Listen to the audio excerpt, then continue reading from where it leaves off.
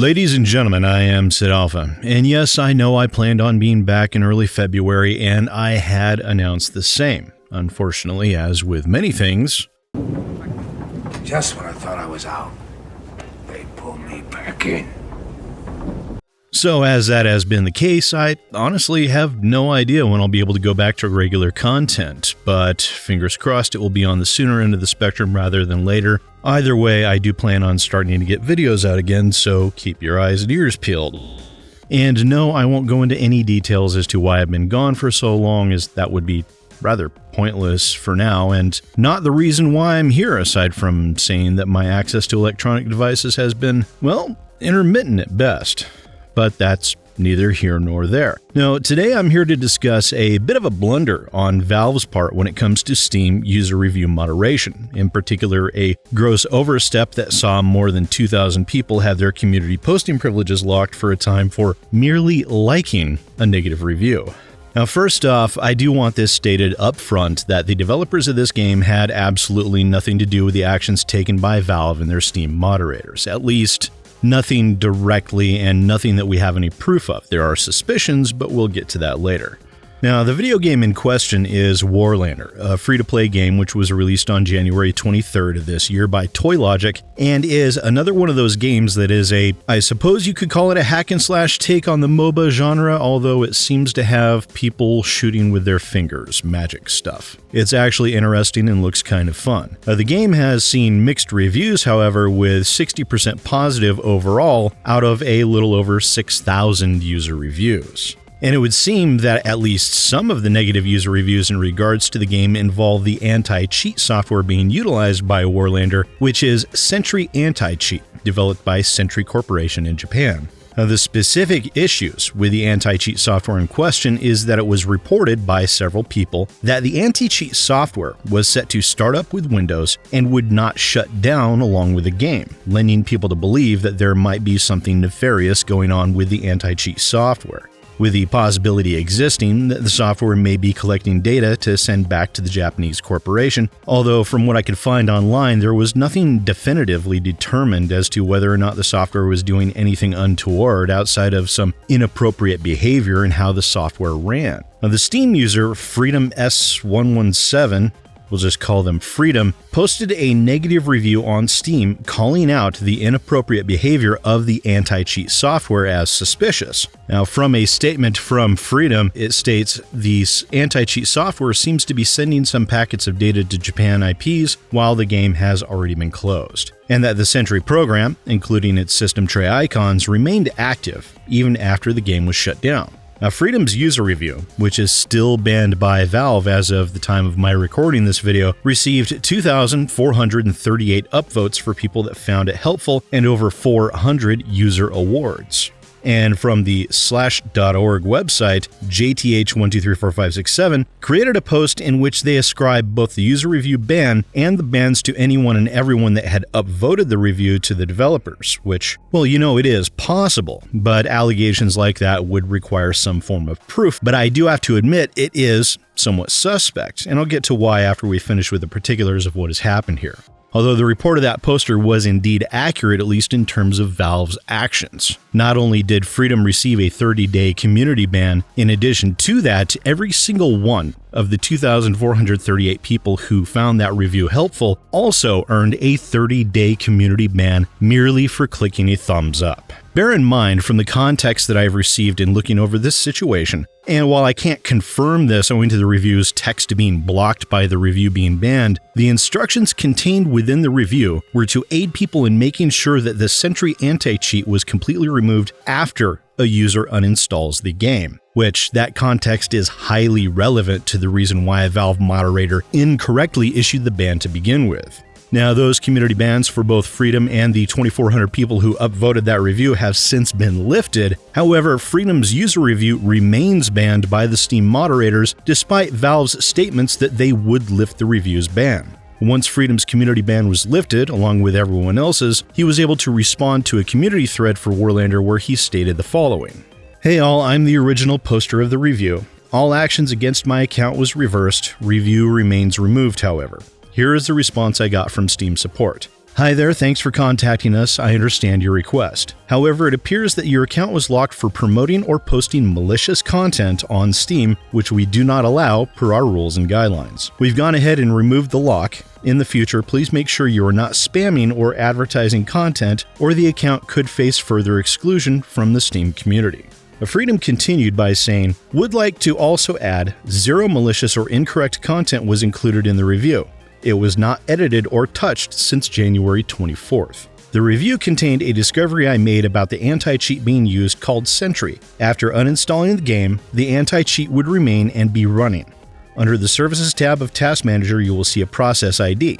If you run netstat-o in a command line, you will see the process network connections to what IP, on what port, and if a connection was established. When running this after the game was uninstalled, I discovered that the anti-cheat was establishing a connection to some Japan IP, as well as within Wireshark. Within the review, I included detailed steps on how to completely remove the anti-cheat from your system. This included going into the registry and also searching and removing some files. Bear in mind, editing the registry can be dangerous if you don't know what you're doing.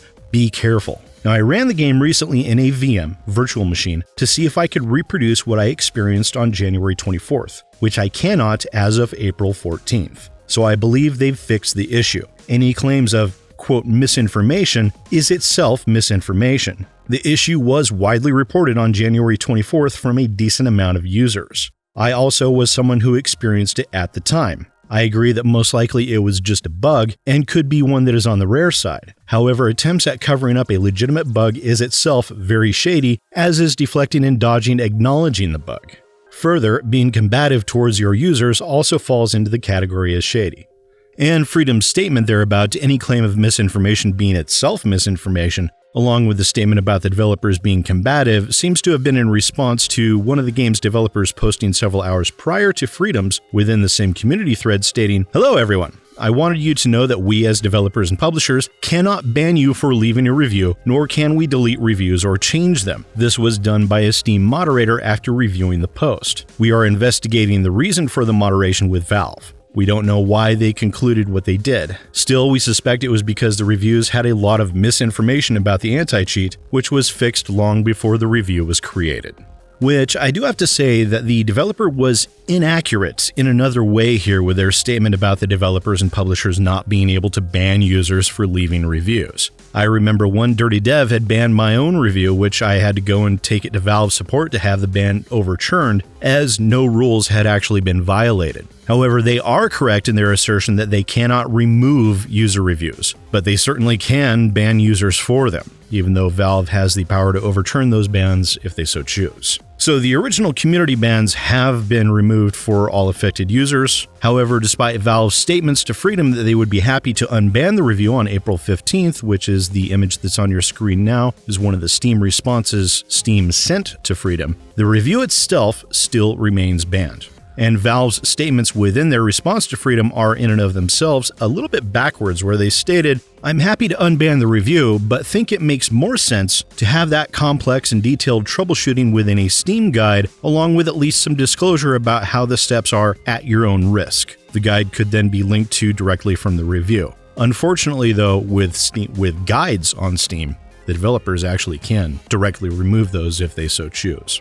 Although I think, at least from Valve's standpoint, that would be a reasonable compromise, except for a single component. Freedom actually has no capability of editing the review to take those rather reasonable steps until the review itself is unbanned, as the author of the review cannot edit a banned review. They just can't. The option is removed. Now, in addition, it would seem that some of the people that had upvoted the review as helpful still received a warning from Valve for upvoting that sort of content again.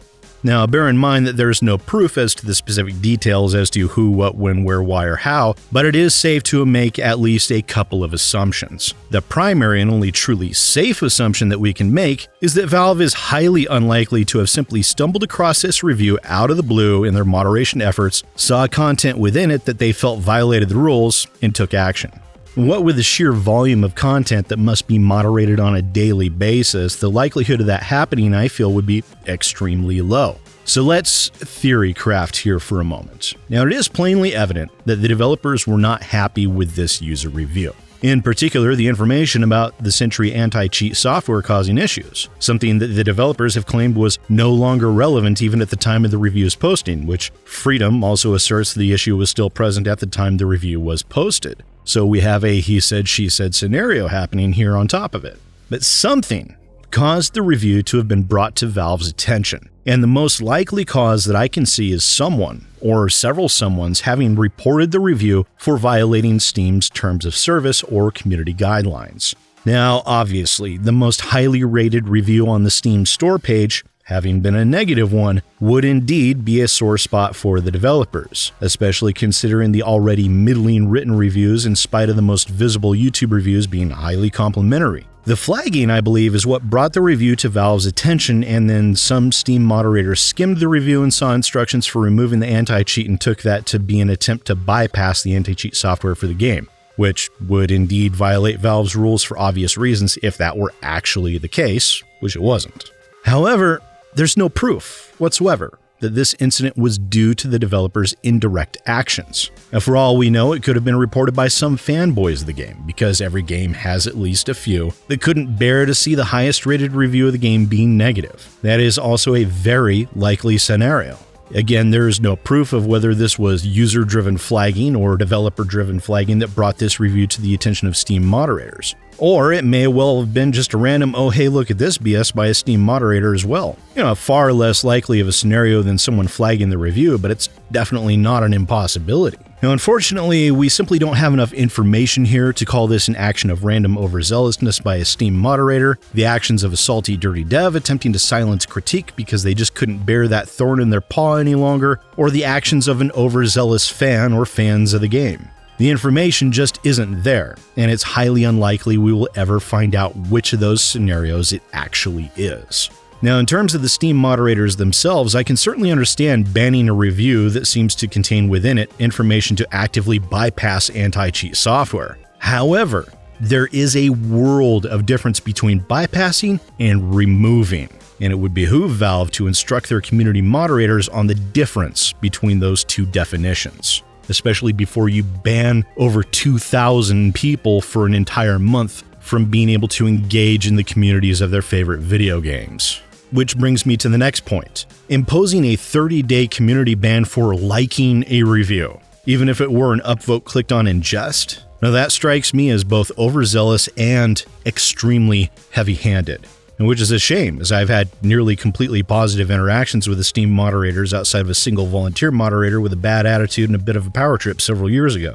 And I sincerely hope that actions such as these don't become more widespread. Also, in terms of the developers, having downplayed the potential issues with the anti-cheat software outlined within Freedom's review and others, claiming it was quote-unquote misinformation, as opposed to responsibly communicating information. Hell, without even issuing a developer response to the review citing the issue with anti-cheat outlined within the user review had been addressed and is no longer an issue, places them into a suspect position in regards to who, if anyone, flagged that review. Again, no proof for or against any of the scenarios I've discussed here, so please do not treat that as an accusation, merely a suspicion. And it is a suspicion that might lead me to take a closer look at these developers in the coming weeks. Ladies and gentlemen, Editing Sid here. Now, I had originally recorded the audio for this video yesterday. However, it would seem that we have some additional updates on this matter, and it would seem there is some additional information and context surrounding the ban of Freedom's user review. This Twitter thread from Kento OK, who is the creator of Sentry Anti-Cheat, had a lot to say on the matter, but before I dive into that, I do have to make a couple of statements regarding platforms that have incorrectly reported on this situation, or at least have provided improper context and as such are relaying inaccurate information to the public. The first is Linus Tech Tips, where they state the following. Valve has restricted almost 2,500 accounts thanks to a negative review of the game Warlander posted by a user called Freedoms117, who pointed out its anti-cheat software continues to run and send data after closing the game. Because they described how to remove the software, a Steam moderator accused Freedoms117 of showing how to tamper with anti-cheat systems, which fair enough, that's what he did. And Technically, yes. And restricted their account, as well as anyone who thumbs up the review. You're all hackers! You're all against me! Guilt by association. In fairness to Valve's moderators, they were just living up to their job title. Freaking out and banning thousands of people is a moderate response, according to most social platforms. Which the inaccuracies contained within Linus Tech Tip's fraudulent and wholly inadequate reporting paints a picture of the anti-cheat software still to this day behaving in the manner which was initially described by Freedom and others, which is completely inaccurate, and that behavior is no longer occurring by all reports. We have similar reporting inaccuracies from the website being cited by the anti-cheat software developer in this Twitter thread, where they state very similarly the information in such a fashion that leads the viewer or reader to the conclusion that the issue is ongoing, but further went on to make a completely false statement where they state that Freedom claims the anti-cheat software was collecting personal information, where in reality there was only a concern that it might be collecting personal information, although the website did go on to issue an update to their article correcting most of their inaccuracies, so kudos to Automaton Media for that. However, Kento OK is definitely the one party that is most angered by all of this, as within their Twitter thread they had the following to say, and bear in mind this was run through Google Translate, so it may not be 100% accurate. I was accused of collecting players' personal information without permission. There is no such fact. No evidence is shown in the review, and there is no such fact in the first place. Personal information is not necessary for anti-cheat in the first place, and there is no way to collect it. There is no motivation to collect personal information in the first place. Our software requires a privacy policy and an end-user license agreement to be used. The previous privacy policy complies with GDPR and CCPA. Violation of either GDPR or CCPA will result in significant fines. Clearly, there is no rational reason for taking such risks to collect personal information. We have never been contacted by any regulatory authority. If there is any evidence regarding the collection of personal information in the article, it should be reported to the regulatory authorities. There is no reason to make such announcements on Steam reviews. Therefore, we recognize that it is intended to interfere with business. In addition, there is no fact that our company requested Valve to delete the review. This review has been removed as harmful or inappropriate from the Steam community at the independent discretion of Valve. The article is full of factual errors, such as describing our company, which is based in Minato Ward, as Fukuoka, and it is clear that we have neglected to back up the facts based on solid evidence before the article was published. In addition, the article is largely lacking in neutrality, is contrary to objective facts, and has no grounds to prevent its illegality. Even if the article is published, we believe that our company's claims should be included by means of preliminary interviews, etc. We will work with our legal advisors to quietly take necessary action against the publisher or relevant reviewer. That's all. So it would seem that there is at least a possibility that Kento OK, in their rage over all of this, may attempt legal action against the website Automaton Media, and potentially Freedom as well, as he did define Freedom's user review as Kento OK attempted to claim within this statement that the user review was intended to interfere with business of the software developer for the anti-cheat. And so, I do have to admit that when I was theory crafting, I failed to account for the anti-cheat software developers themselves, and had I known that Sentry was a small company that was recently a one-man startup, I would have looked at Sentry a lot closer as a potential culprit for flagging the review, and judging from his statement there, he certainly does seem vitriolic enough to be willing to do that. But again, it is a potential. No proof or admission means no meaningful allegations can or should be made. Additionally, as I said before, the original audio for this was recorded yesterday, and at that time, Freedom's review was still banned. Since that previous recording, the review has been unbanned and has been updated by Freedom to account for the correction of the software bug that was causing the original issue to begin with, and I've left the updated review on your screen to pause and read at your leisure. So, that's all Editing Sid has to say. Once again, ladies and gentlemen, I am SidAlpha, and I'll see you next time.